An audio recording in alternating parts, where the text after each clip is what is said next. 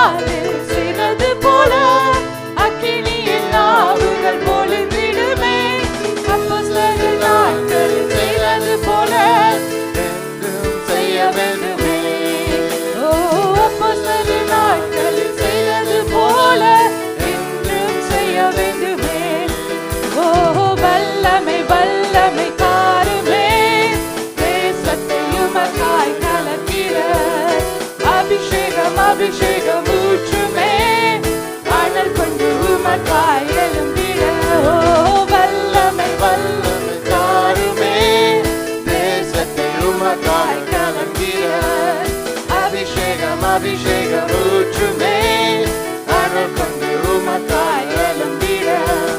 மாம்சமான யாவர் மேலும் ஊற்றுவேன் என்று வாக்கு தந்த ஆவியை ஊற்றுவேனுமே.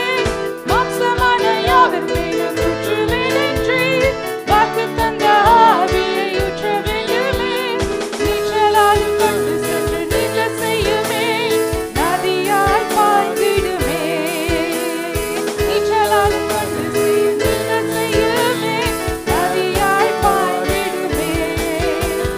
ஊற்றிடுமே வல்லமையை இந்த நாளில் எங்கள் மேலே. ஊற்றிடுமே அக்கினியை இந்த நாளில் எங்கள் மீது வல்லமையோடு. வல்லமை வல்லமை தாருமே.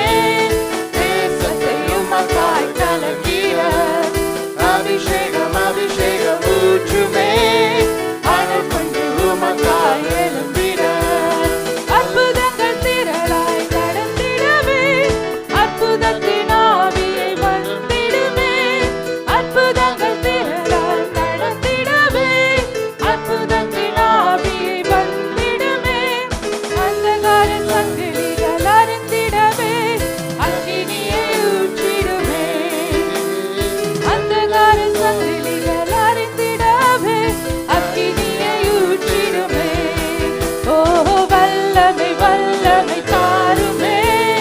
தேசத்தை உமக்காய் கலக்கிட அபிஷேகம் அபிஷேகம் ஊற்றுமே. அனல் கொண்டு உமக்காய் எழும்பிட. வல்லமை வல்லமை தாருமே. தேசத்தை உமக்காய் கலக்கிட அபிஷேகம் அபிஷேகம் ஊற்றுமே. அனல் கொண்டு உமக்காய் எழும்பிட. வல்லமை வல்லமை தாருமே.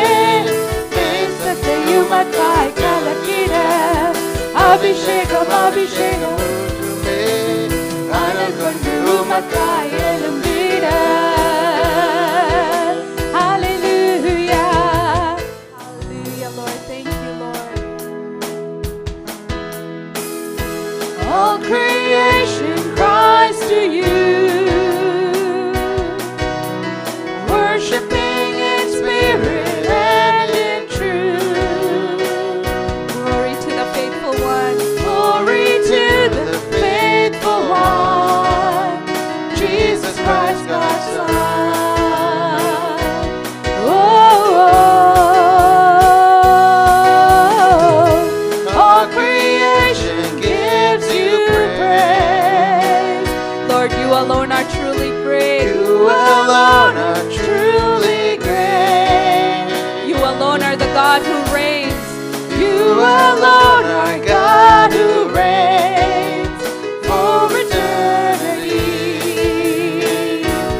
Oh, let's sing He is great. God is great, and His praise fills the earth, fills the heavens, and your name will be praised through all the world. Lord, you are great. Sing His praise, all the earth and all the heavens, 'cause we're living for the glory of your name. Glory of your name. Oh, to you, oh God, we bring. Lord Jesus, teach us how to live. Jesus, teach us how to live. Lord God, let your fire burn in us, Lord. Let your fire burn in us, that all may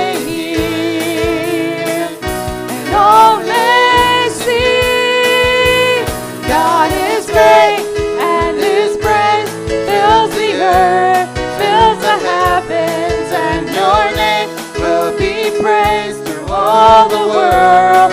Lord, you are great. God is great. Sing his praise, all the earth and all the heavens, 'cause we're singing for the glory of your name. God is great, and his praise fills the earth, fills the heavens, and your name will be praised through all the world. Lord, you are great. God is great. Sing his praise, all the earth and all the heavens, 'cause we're living for the glory of your name. 'Cause we're living for the glory of your name. 'Cause we're living for the glory of your name. Lord, you are holy. Holy is the Lord. The whole earth sings. The whole earth sings. Come on, whole earth. Holy is the Lord. The whole earth sings. The whole earth sings. Let's sing, holy is the Lord. Holy is the Lord. The whole earth sings. The whole earth sings. He is holy. Holy is the Lord. The whole earth sings.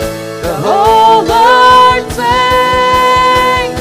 God is great, and his praise fills the earth, fills the heavens, and your name will be praised through all the world. Lord, you are great. God is great. Sing his praise, all the earth and all the heavens, 'cause we're living for the glory of your name. God is great, and his praise fills the earth, fills the heavens, and your name will be praised through all the world. Yes, Lord, God is great. Sing his praise, all the earth and all the heavens, 'cause we're living for the glory of your name. 'Cause we're living for the glory of your name. 'Cause we're living for the glory of your name. Glory of your name. Oh, glory of your name. Jesus, for the glory of your name. Jesus, for the glory of your name. Jesus,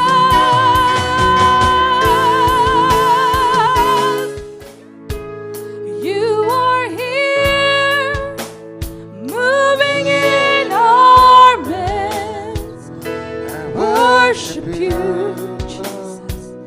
I worship you. You are here, working in this place. I worship you. I worship you. Let's sing that once again. You are here, moving in our midst, Lord. I worship you, my King. I worship you. You are here, working in this place. I worship you. I worship you. Oh, you are waymaker, miracle worker, promise keeper, light in the darkness. My God, that is who you are. Thank you, Lord. You are waymaker, miracle worker, promise keeper, light in the darkness. My God, that is who you are.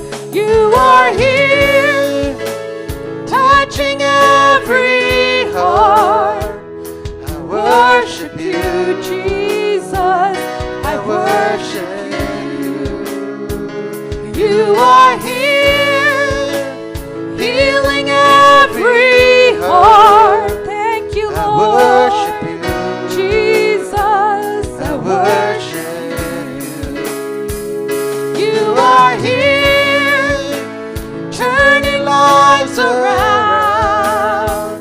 I worship you, Jesus. I worship you.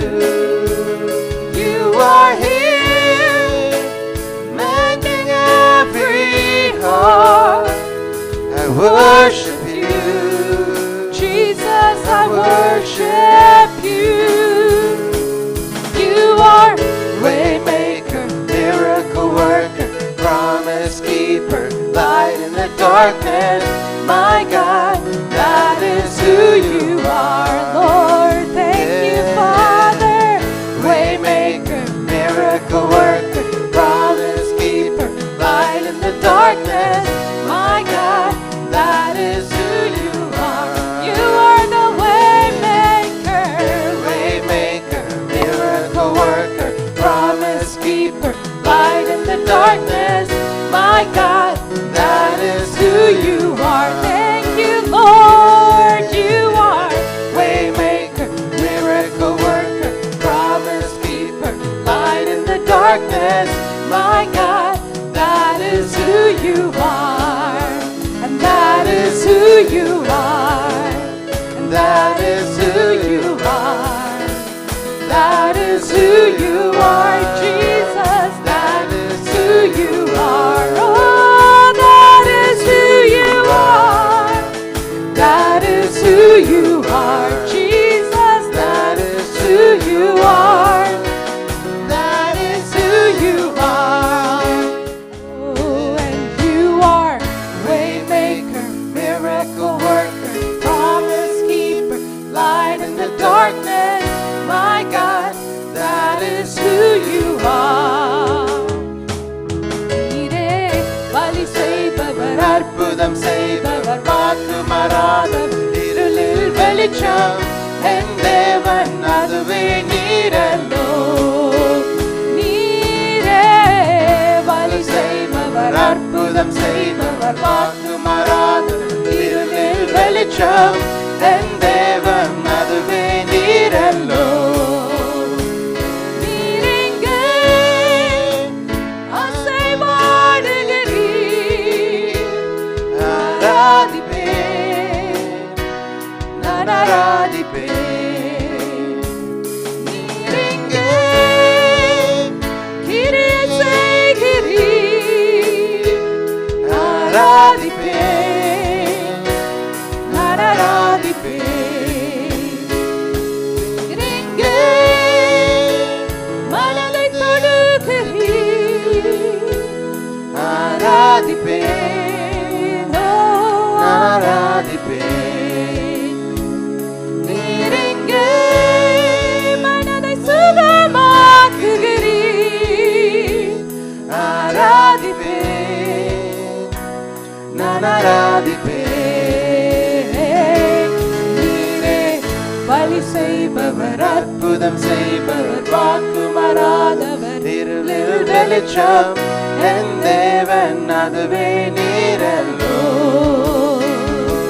நீரே வழி செய்பவர், அற்புதம் செய்பவர், வாக்கு மாறாதவர், இருளில் வெளிச்சம் என் தேவன், அதுவே நீரல்லோ. நீரிங்கே எங்கள் வாழ்வை மாற்றுகிறீர். ஆராதிப்பேன், நான் ஆராதிப்பேன். நீரிங்கே மனதை சீர்படுத்துகிறீர். ஆராதிப்பேன், நான் ஆராதிப்பேன். நீரிங்கே என் வாழ்க்கை தொடுகிறீர். ஆராதிப்பேன், நான் ஆராதிப்பேன். நீரிங்கே எல்லா தேவை சந்திக்கிறீர். ஆராதிப்பேன், நான் ஆராதிப்பேன். நீரே வழி செய்பவர், அற்புதம் செய்பவர், வாக்கு மாறாதவர், இருளில் வெளிச்சம் என் தேவன், அதுவே நீரல்லோ. ஓ, வழி செய்பவர், அற்புதம் செய்பவர், வாக்கு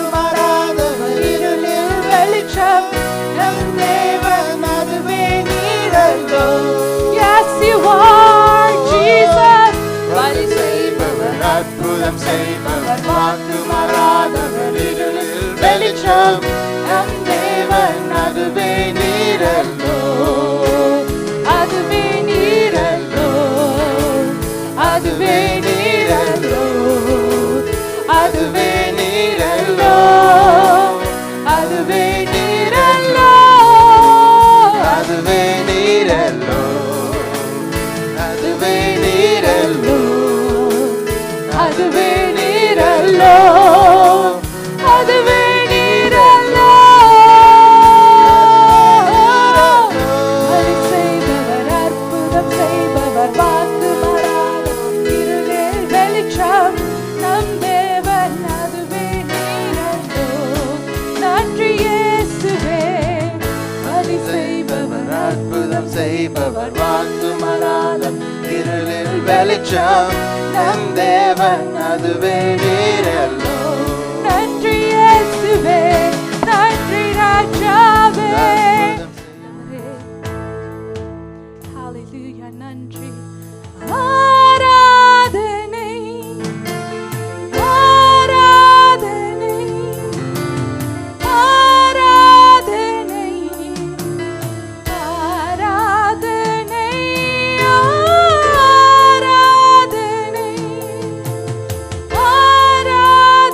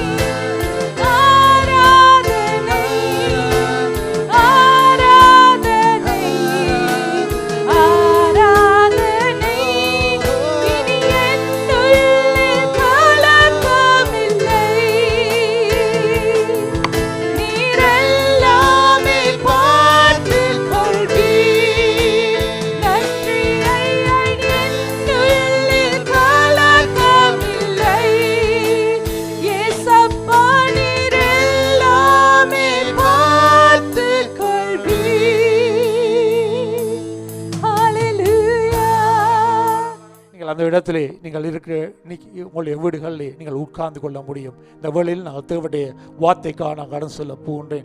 want to go to the word of God directly. இந்த நாளிலும் நான் சொன்னது போல் ஆரம்பத்திலே சபை உலகத்திலே உருவானதை எல்லா தேவனுடைய பிள்ளைகளும் நினைவு கூறுகிறார்கள். People all over the world, children of God, they remember this day as the birth of church. சபை பிறந்த நாள், அதை நினைவு கூறுகிறார்கள். இந்த நாளில் நான் உங்கள் மத்தியிலே பகிர்ந்து கொள்ளப்போகிற காரியம் என்னவென்றால் பரிசுத்த ஆவியானவரினாலே நிறைந்திருத்தல். The message I am going to share with you is titled Being Filled with the Holy Spirit.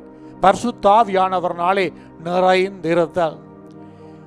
அதற்கு அறிமுகமாக சில காரியங்களை முதல்ல சொல்ல விரும்புகிறேன். As an introduction, I want to share certain things. நாங்கள் அறிந்து கொள்ள வேண்டும், வேதாகமத்திலே 2 பகுதிகள் உண்டு. There are 2 sections in the word of God. ஒன்று பழைய ஏற்பாடு என்று சொல்லுகிறோம், மற்றது புதிய ஏற்பாடு என்று சொல்லுகிறோம்.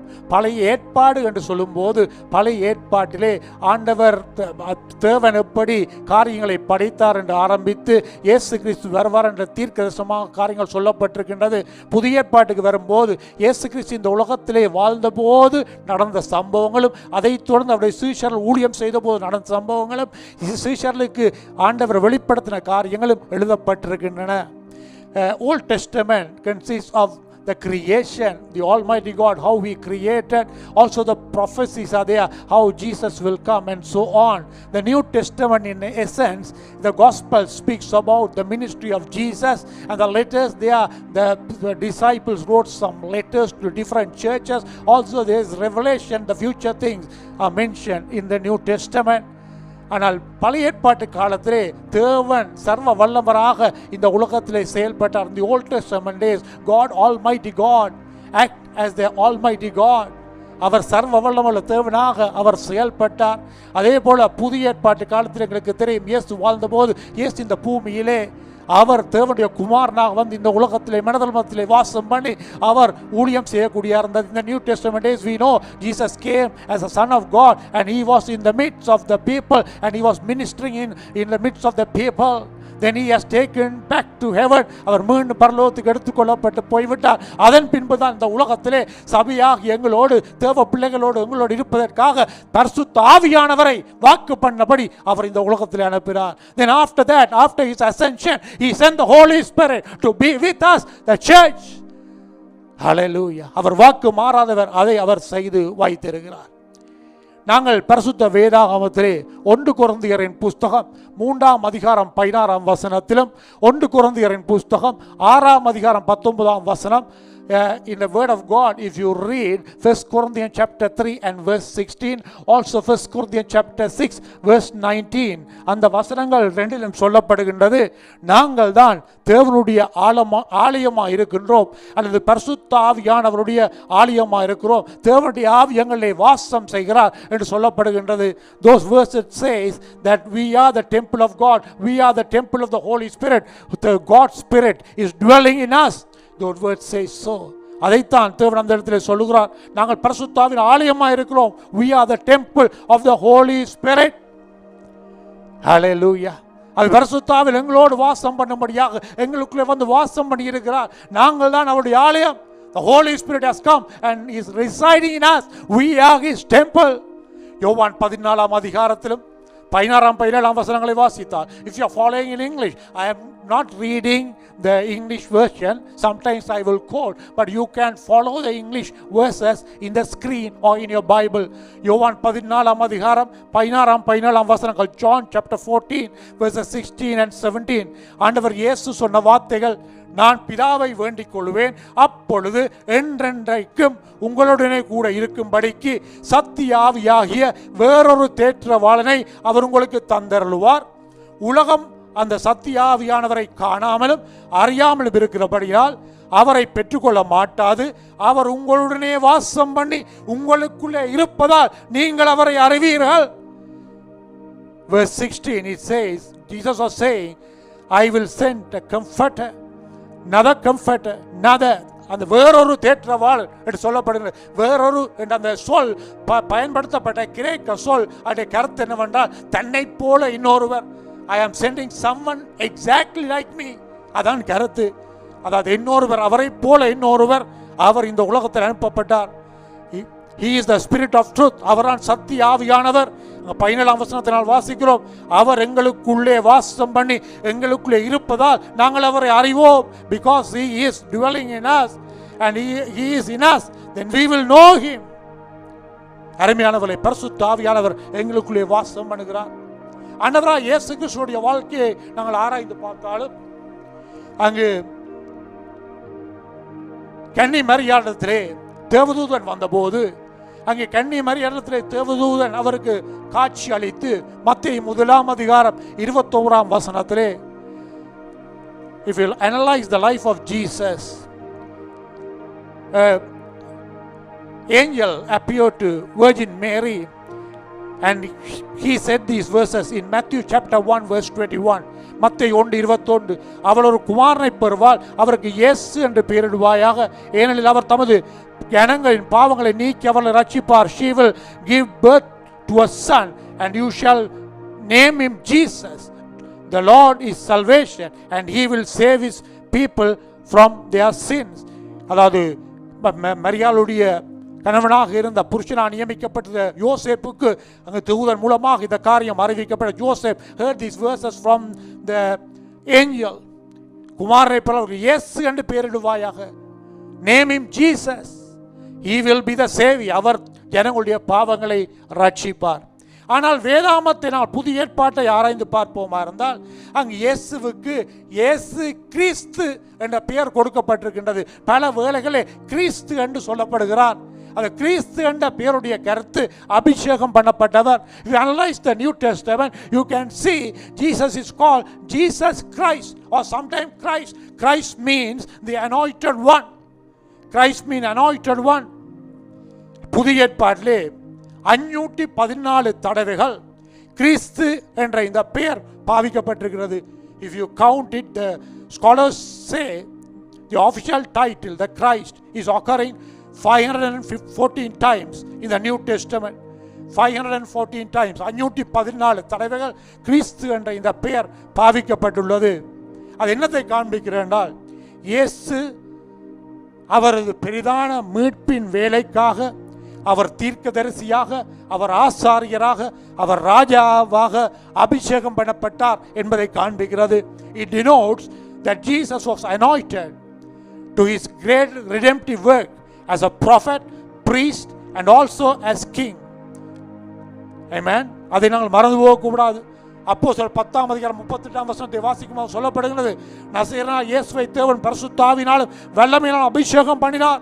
Acts chapter 10 verse 38 says that Jesus of Nazareth was anointed by the Holy Spirit and power. அவரை அபிஷேகம் பண்ணினார். ஆவியானவர் இயேசுவுக்குள்ளே வாசம் பண்ணுவதே அவர் யார் என்பதை அங்கு உருவாக்கியது. It was a spirit in dwelling in Jesus that made him who he was. அவர் அபிஷேகம் பண்ணப்பட்டவர், இயேசு கிறிஸ்து என்று அழைக்கப்பட்டார். He was anointed one, Jesus Christ he was called. ஆனால் நல்ல செய்தி என்னவென்றால், அதே ஆவியானவர் தான் இன்று எம்மை தம்முடைய பிள்ளைகளாக மாற்றி வைத்திருக்கிறார். The same Holy Spirit has changed us and he is calling us children of God. Hallelujah. ரோமர் 8ஆம் அதிகாரம் 16ஆம் வசனத்தை வாசித்தால், Romans chapter 8 verse 16, அதில் சொல்லப்படுகின்றது, நாம் தேவனுடைய பிள்ளைகளாக இருக்கிறோம் என்று ஆவியானவர் தாமே நம்முடைய ஆவியோடு கூட சாட்சி கொடுக்கிறார். Romans 8:16, the Spirit himself testifies and confirms together with our spirit that we are children of God. Hallelujah. அவை பரிமையானதில் பரிசுத்த ஆவியானவர் தாமே எங்களுடைய ஆவியோடு சாட்சி கொடுக்கிறார், நாங்கள் தேவனுடைய பிள்ளைகள். அவை பரிசுத்த ஆவியானவர் யார்? அவர் திருத்துவத்திலே மூன்றாவது நபர். Who is the Holy Spirit? Holy Spirit is the third person in the Trinity. அவர் பிதாவோடும், பிதாவாகிய தேவனோடும், குமாரனாகிய தேவனோடும் ஒன்றாக இருக்கிறார். He is one with the Father God as well as the Son of God. 1 யோவான் 5ஆம் அதிகாரம் 7ஆம் வசனம், 1 John chapter 5 and verse 7, அதில் சொல்லப்படுகின்றது, பரலோகத்திலே சாட்சியிடுகிறவர்கள் மூவர், பிதா, வார்த்தை என்பது இயேசு கிறிஸ்து, பரிசுத்தாவி என்பவர்களே இம்மூவரும் ஒன்றாயிருக்கிறார்கள். இம்மூவரும் ஒன்றாயிருக்கிறார்கள். There are three that bear witness in heaven, the Father, the Word, which is the Jesus Christ, and the Holy Spirit, and these three are one. அவர்கள் ஒன்றாக இருக்கிறார்கள். அதனை கருத்து என்னவென்றால், பரிசுத்த ஆவியானவர் முக்கியம் குறைந்தவராகவோ அல்லது வல்லமை குறைந்தவராக அல்ல. பரிசுத்த ஆவியானவர் அவரும் தேவன். அவர் பிதாவோடும் குமாரனோடும் சமத்துவமாக இருக்கிறார்.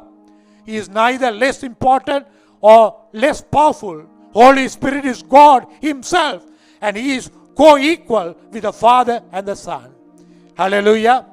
அவே பழைய ஏற்பாட்டிலே ஆரம்பத்தில் இருந்தே நாங்கள் வேதாகமத்தை ஆராய்ந்து பார்த்தால் அங்கு பரிசுத்த ஆவியானவர் அங்கு ஆரம்பத்தில் இருந்தே அவர் செயல்பட்டிருக்கிறார். If you analyze the scripture, you can see from the beginning itself, Holy Spirit is at work. அவர் தொடர்ந்து கிரியை செய்கிறார். ஹல்லேலூயா. வேத வாக்கியங்கள் முழுவதிலும் நாங்கள் அவர் வல்லமையோடும் அவருடைய பிரசன்னத்தோடும் நாங்கள் பரிசுத்த ஆவியானவரை நாங்கள் கண்டுகொள்ள முடியும். All throughout the scripture we can see the Holy Spirit is present there.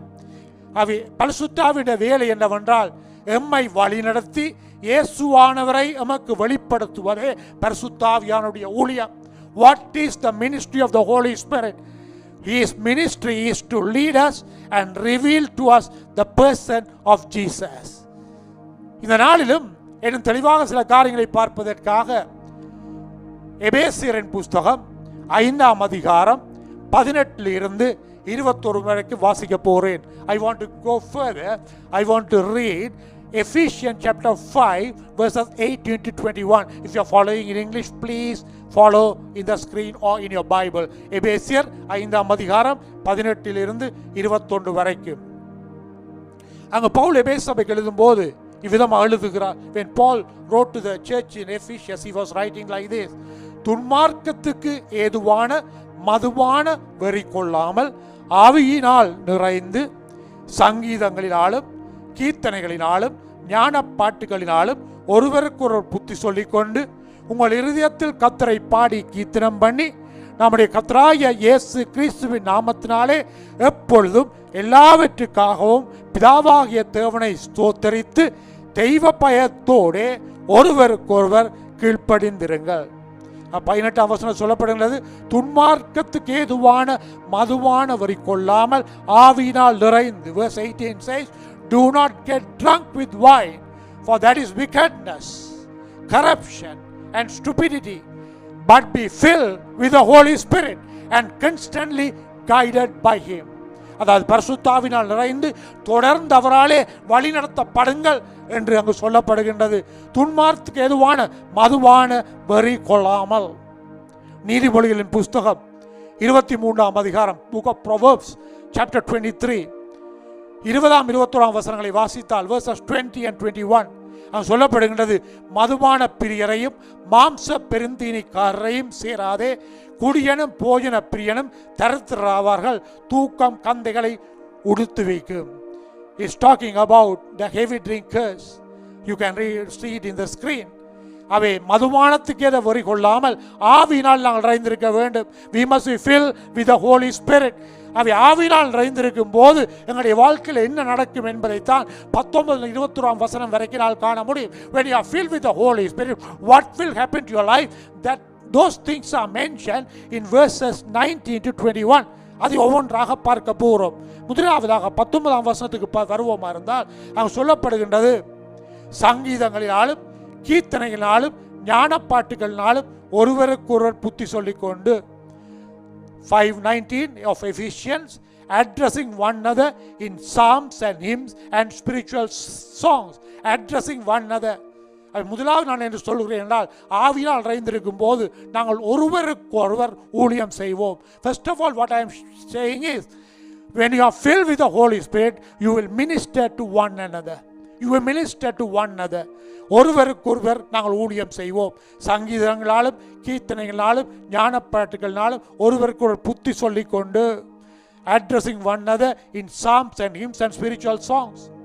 அதாவது எப்பொழுதெல்லாம் விசுவாசிகள் கூடி வருகிறார்களோ, சிறு குழுக்களாக இருக்கலாம் அல்லது சிறு செல்ஸ் கலன்களாக இருக்கலாம் அல்லாவிட்டால் வீடுகளை குடும்பமாக கூடலாம். எப்பொழுதுதான் கூடி வருகிறார்களோ அப்பொழுதெல்லாம் அவர்கள் மற்றவர்களை ஆசீர்வதித்து உற்சாகப்படுத்தும்படியாக யாதாயினும் ஒன்றை பகிர்வதற்கு ஆயத்தமாக இருக்க வேண்டும். ஆவியில் நிறைந்திருந்தால் அதை செய்வீர்கள். Whenever believers come together, such as in small gatherings, small groups or cells, or even the family setting, they should always come prepared with something to share that will bless and exhort others. If you are filled with the Holy Spirit, that will happen automatically. Hallelujah. Hallelujah. ஆனால் ஒன்று அறிந்து கொள்ளணும், ஆவியால் நிறைந்திராவிட்டால் இது நடக்காது. ஒருவருக்குள் புத்தி சொல்ல மாட்டோம், கூடும்போது ஒருவர் கடிந்து பட்சிப்போம். When you come together, if you are not filled with the Holy Spirit, you will not encourage each other. What will happen is you will talk about each other. You will try to destroy others. That is not the Spirit of God. ஆவினால் நிறைந்திருந்தால் ஒருவருக்குள் புத்தி சொல்லுவோம். If you are filled with the Holy Spirit, first of all, you will always expect, you will always prepare to encourage each other. If you are filled with the Holy Spirit, பரிசுத்தாவினால் நிறைந்திருந்தால் ஒருவர் உற்சாகப்படுத்த புத்தி சொல்ல நீங்கள் எப்பொழுதும் ஆயத்தமாக இருப்பீர்கள்.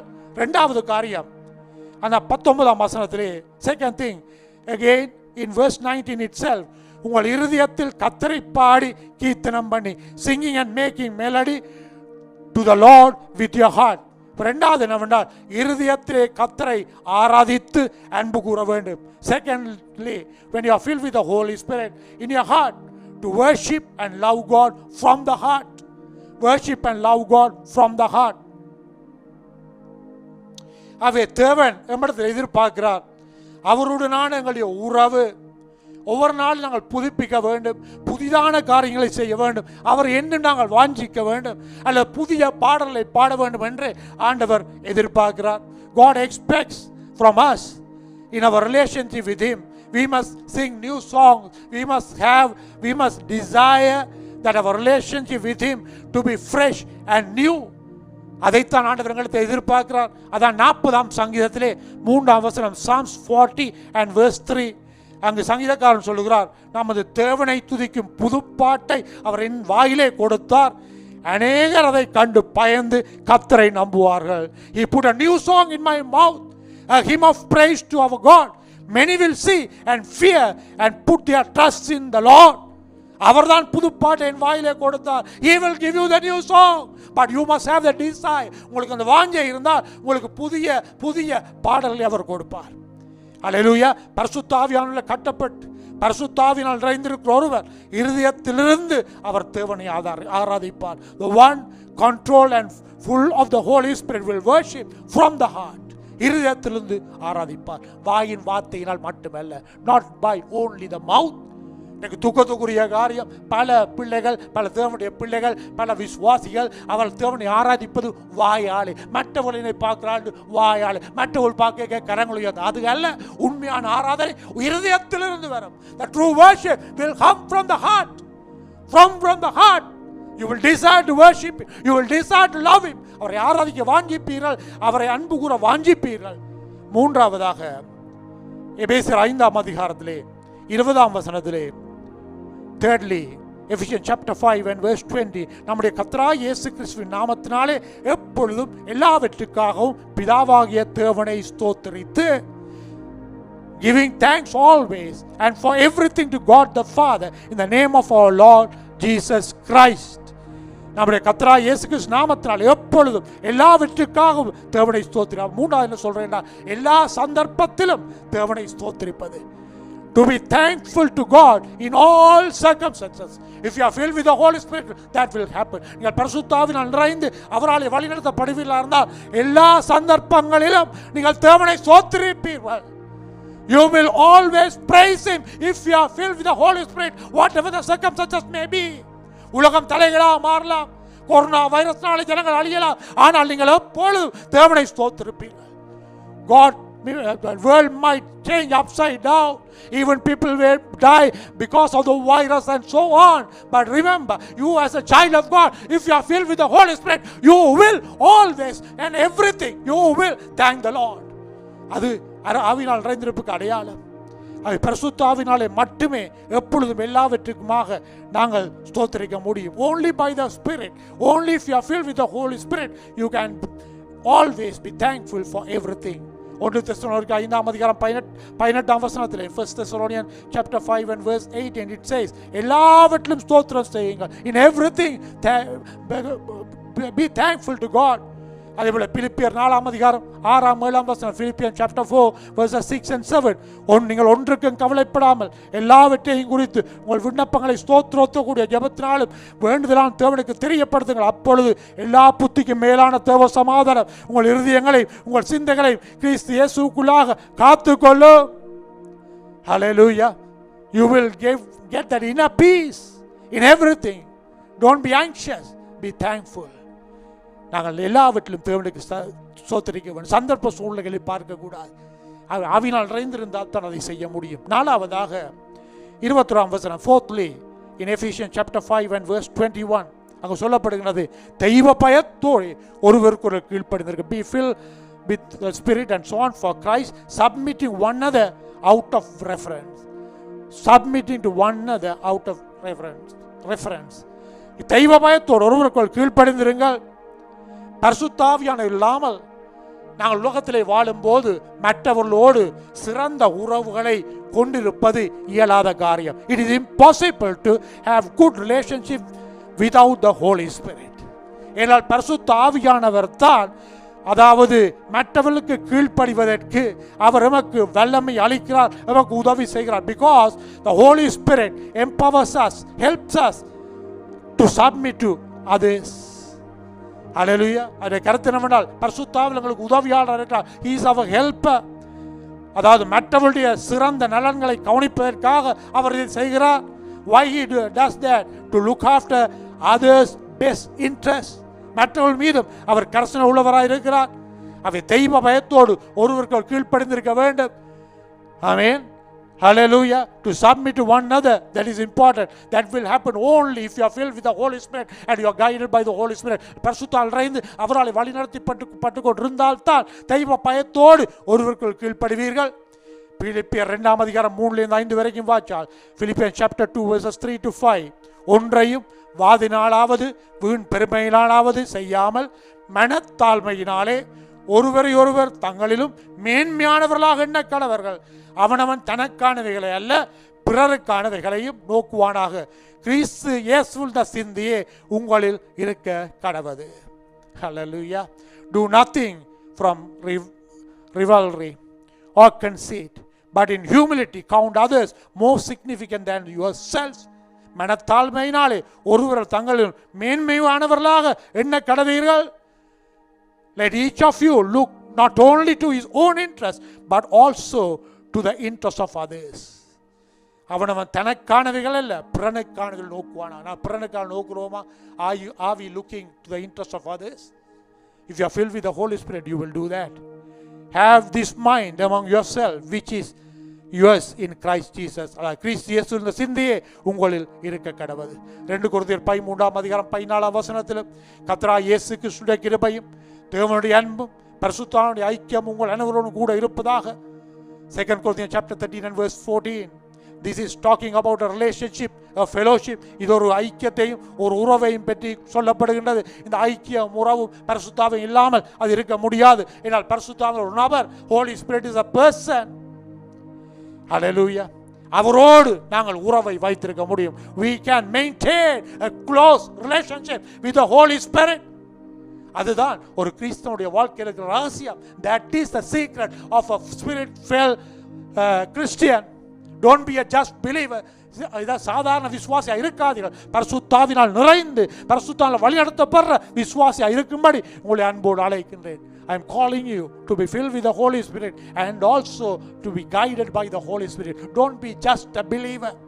இன்னொரு காரியத்தையும் சொல்ல விரும்புகிறேன். அது இந்த எபேசியர் புஸ்தகத்தில் இருந்தல்ல, என்னோடத்தில் நான் சொல்லுகின்றேன். என்னவென்றால், 5ஆவதா பரிசுத்தம் செய்கிற காரியம் என்னவென்றால், பரிசுத்த ஆவியானவர் தான் தேவனின் பிரசன்னத்தை உங்களுக்கு கொண்டு வருவார். Holy Spirit will only bring you God's presence. உங்களுடைய வாழ்க்கையில தேவ பிரசன்னம் வேண்டுமா இருந்தால் பரிசுத்த ஆவியானவர் தான் அதை கொண்டு வருவார். பரிசுத்த ஆவியானவர் நமக்கு தேவனுடைய பிரசன்னத்தை கொண்டு வருகிறார். பரிசுத்த ஆவியானவருக்கு ஒரு அழகான அடையாளம் உண்டு, ஒரு பேர் உண்டு. அவர் சமூகத்தின் அல்ல தேவ பிரசன்னத்தின் தூதனானவர் என அழைக்கப்படுகிறார். அவர்தான் நமக்கு தேவனின் பிரசன்னத்தை கொண்டு வந்து எமக்கு அவரை உண்மையாக்குகிறார். Holy Spirit brings us God's presence. The Holy Spirit has a beautiful identity on him. Holy Spirit is called the angel of God's presence. He is the one who brings us the presence of God and makes it real to us. எப்படி தெரியும்? ஏசாயா தீர்க்கதரிசியின் புத்தகம். How do I know that? Isaiah chapter 63. ஏசாயா 63ஆம் அதிகாரம் 9-10 வசனங்கள். Isaiah chapter 63 verses 9 and 10. அவருடைய எல்லா நெருக்கத்திலும் அவர் நெருக்கப்பட்டார். அவருடைய சமூகத்தின் தூதனானவர், பிரசன்னத்தின் தூதனானவர் அவளை ரட்சித்தார். அவர் தமது அன்பின் நிமித்தமும் தமது பரிதாபத்தின் நிமித்தமும் அவளை மீட்டு பூர்வ நாட்களில் எல்லாம் அவளை தூக்கி சுமந்து வந்தார். அவர்களோ கலகம் பண்ணி அவருடைய பரிசுத்தாவியை விசனப்படுத்தினார்கள். அதனால் அவர் அவர்களுக்கு சத்ருவாய் மாறி அவர்களுக்கு விரோதமாக யுத்தம் பண்ணினார். Hallelujah. In all their distress, he was distressed, and the angel of his presence saved them. In his love and in his compassion, he redeemed them, and he lifted them up and carried them all the days of old.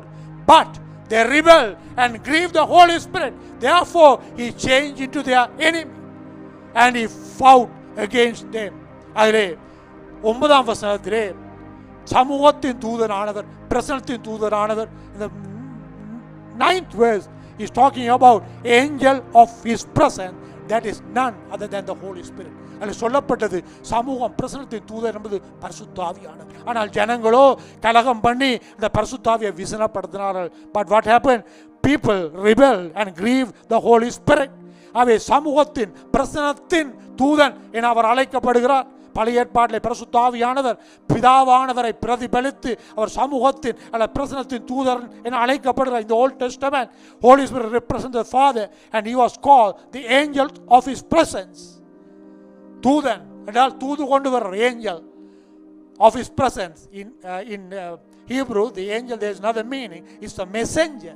தமிழில் அது சரியாக இருக்கின்றது. தூது கொண்டவர், செய்தியை கொண்டு வருவர்.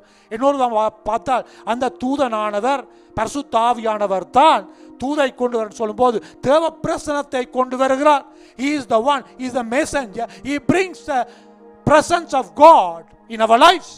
தேவ பிரசன்னத்தை கொண்டு வருகிற ஒரு தூதனாக அவர் இருக்கிறார். He is a messenger who brings the presence of God in our lives. Hallelujah. அவை பரிசுத்த ஆவியானவர் தான் இயேசு உண்மையா இருக்கிறார் என எங்களை அறியும்படியாக செய்கிறார். That's the reason we can know Jesus is real. அதே போல தேவனுடைய வார்த்தை எங்களால் விசுவாசிக்க முடிகிறது பரிசுத்த ஆவியினால் தான். We are able to believe in the word of God because of the Holy Spirit.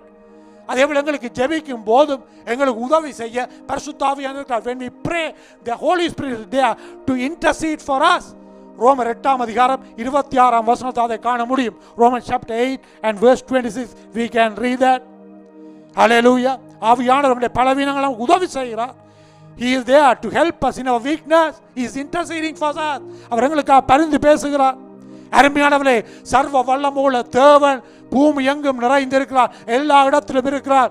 Our almighty God, he is omnipresent, he is all over. But remember one thing, ஆனாலும் அவருடைய வெளிப்படுத்தப்பட்ட பிரசன்னமானது எல்லா இடத்திலும் இல்லை. But remember, his manifested presence is not everywhere. Even though he is omnipresent, his manifested presence is not everywhere. ஆனால் பரிசுத்த ஆவியானவர் தான் தேவனுடைய பிரசன்னத்தை வெளிப்படுத்துகிறார். ஒரு விசுவாசியின் ஜீவியத்திலே தேவ பிரசன்னம் மிக முக்கியமானது. The Holy Spirit is the one who manifests God's presence to a believer. So God's presence in the life of a believer is very important. தாவீது ராஜா இதை அறிந்திருந்தான். King David knew about this. Because of that, when he sinned, அவன் பாவம் செய்த போது பரிசுத்த ஆவியை தன்னிடத்தில் எடுக்க வேண்டாம் என்று தேவனை அவன் நோக்கி கதறுகிறார். David, when he sinned, what he did, he was crying out to God not to take his spirit away from him. 51ஆம் சங்கீதம் 11ஆம் வசனம் Psalms 51 and verse 11. உமது சமூகத்தை விட்டு என்னை தள்ளாமலும் உமது பரிசுத்த ஆவியை என்னிடத்து எடுத்துக்கொள்ளாமலும் பெற. Do not take your Holy Spirit from me. That was a cry of David. தாவீதுக்கு தெரிந்தது, பரிசுத்த ஆவி போனால் தேவ பிரசன்னத்தை இழந்து விடுவேன். David knew, if the Holy Spirit has gone, I will lose the presence of God. அருமையான எங்களுடைய வாழ்க்கையிலும் பரிசுத்த ஆவியானவர் தான் தேவ பிரசன்னத்தை எங்களுக்கு கொடுக்கிறார். மோசேயும் கூட இதை அறிந்திருந்தார். மோசேயும் தேவனுடைய பிரசன்னத்தின் முக்கியத்துவத்தை அடையாளம் கொண்டு கொண்டார். ஆனபடியால் தான் Moses also recognized the importance of divine presence. Because of that, in Exodus chapter 33 and verse 15, Yatra 33ஆம் அதிகாரம் 15ஆம் வசனத்திலே மோசே சொல்லுகிறார், அப்போது அவன் அவரை நோக்கி, உம்முடைய சமூகம் அல்ல உம்முடைய பிரசனம் என்னோடு கூட செல்லாமல் போனால் எங்களை இவ்விடத்திலிருந்து கொண்டு போகாதே. And Moses said to him, if your presence does not go with me, do not lead us up from here. அவன் மோசே அறிந்திருந்தான், தேவ பிரசனம் இல்லாவிட்டால், தேவனுடைய பிரசனத்தின் உறுதி இல்லாமல் ஒருபோதும் அசைய அவர் விரும்பவில்லை. மோசே never wanted to move without an assurance of God's presence. அவை தேவ பிரசனம் எங்களுக்கு கொடுப்பது பரிசுத்த ஆவியானவர். அன்பாலே இந்த பெந்தெகோஸ்தே நாளிலும் பரிசுத்த ஆவியானவர் அதிகமாக தேடுங்கள். And the day of Pentecost, I am encouraging you to seek the Holy Spirit. Seek the anointing of the Holy Spirit. பரிசுத்த அபிஷேகத்தை தேடுங்கள். இதுவரைக்கும் பரிசுத்த அபிஷேகம் பெற்றிருக்காவிட்டால், if you have not received the baptism of the Holy Spirit, ask him, he will give you. அவர்கிட்ட கேளுங்க, அவர்களுக்கு கொடுப்பார். ஏன்னா லூக்கா 11:13 சொல்லப்படும், look chapter 11 and verse 13 says, பொல்லாதவர்களாக நீங்கள் உங்கள் பிள்ளைகளுக்கு நல்ல இவை கொடுக்கும்போது பரிசுத்த ஆவியை உங்கள் தண்டத்தை வேண்டிக் கொள்வதற்கு பரிசுத்த ஆவியை கொடுப்பது அதிக நிச்சயம் என்று சொல்ல, பரம பிதா தம்மிடத்தை வேண்டிக் கொள்ளுகிற பரிசுத்த ஆவியை கொடுப்பது அதிக நிச்சயம் என்று சொல்லப்பட்டிருக்கின்றது. Do you as evil people, you know how to give good things to your children. Holy Spirit is there. The Heavenly Father is there. Whoever asks him, he is there to give the Holy Spirit. Without any doubt, he will give that Holy Spirit. Hallelujah. Holy பரிசுத்த ஆவி கொடுக்க அவர் ஆயத்தமாக இருக்கு. நான் கேட்கும் போது அவர் கொடுப்பார். கடைசி ஒரு வசனத்தை சொல்லி நான் ஜெபிக்க விரும்புகிறேன். அப்போஸ்தலர் 1ஆம் அதிகாரம் 8ஆம் வசனம், Acts chapter 1 verse 8. பரிசுத்த ஆவி உங்களிடத்தில் வரும்போது நீங்கள் பலனடைந்து எருசலேமிலும் யூதேயா முழுவதிலும் சமாரியாவிலும் பூமியின் கடைசி பரியந்தம் எனக்கு சாட்சிகளாய் இருப்பீர்கள் என்றார். But you will receive power and ability when the Holy Spirit comes upon you, and you will be my witnesses both in Jerusalem and in all Judea and Samaria and even to the ends of the earth. அது சொல்லப்படுகின்றது, எனக்கு சாட்சிகளாய் இருப்பீர்கள். சாட்சி சொல்வீர்கள் சொல்லல, சாட்சிகளாய் இருப்பீர்கள். You will be, not you are saying you are witness. No, you will be. That means your life will be a witness. உடைய வாழ்க்கை சாட்சியா இருக்கு. வார்த்தை அல்ல, வாழ்க்கை சாட்சியா இருக்கு. வாழ்க்கை சாட்சியா இருப்பதற்கு உதவி செய்வது பரிசுத்த ஆவி மட்டுமே. Only the Holy Spirit can help you to be a witness. அதற்கு தான் பரிசுத்த ஆவி கொடுக்கப்படுகிறார், உங்களை பலப்படுத்துகிறவர். ஹல்லேலூயா, ஹல்லேலூயா. இந்த வேளையில் கண்களை மூடி ஆண்டவரை நோக்கி நாள் பார்க்க போறோம். நீங்கள் இருக்கிற இடத்திலேயே தயவு செய்து ஜெபநிலையோடு இந்த ஜெபத்திலே என்னோடு ஒருமனப்படும்படி கேட்கிறேன். Wherever you may be, please join with me in prayer. ஆண்டவரே இயேசுவே, இந்த நாளுக்கு உமக்கு நன்றி சொல்றோம். Father, we thank you for this day. ஆண்டவரே, இந்த பெந்தெகோஸ்தே நாளை நான் நினைவு கூற நீர் கொடுத்த கிருபைக்கு உமக்கு நன்றி சொல்றோமா. Father, we thank you for enabling us to remember the day of Pentecost, the first day when the Holy Spirit was poured out on human being fully. முழுமையாக பரிசுத்த ஆவியானவர் மனிதர்கள் மீது ஊற்றப்பட்ட நாளை நினைவு கூற நீர் கொடுத்த முதலாவது நாளை நினைவு கூற கொடுத்த கிருபைக்காக நன்றி. இப்பொழுது ஆண்டவர் இந்த செய்தியை கேட்டு ஒவ்வொருடைய கருத்தில் ஒப்படைக்கிறோம். ஒவ்வொரு அபிஷேகையும் ஒவ்வொருவரையும் பயன்படுத்தும், ஒவ்வொருவரையும் சாட்சியாக வைக்கும்படியாக I pray for each and every one of them who have listened to this message. Anoint them, Lord. Use them mightily, Lord. Fill them with the Holy Spirit so that they will be witness for you. அதே போல தங்களுடைய வாழ்க்கையில் இந்த சந்தர்ப்பத்தில் எப்பொழுது நன்றி சொல்லி ஜீவிக்க உதவி செய்யும் ஆண்டவரே. ஒருவர் கணம் பண்ண ஒருவருக்கு கீழ்ப்படிய உதவி செய்யும். அப்போ help them so that they will be able to give thanks to you always. Also they will be able to obey each other, submit to each other.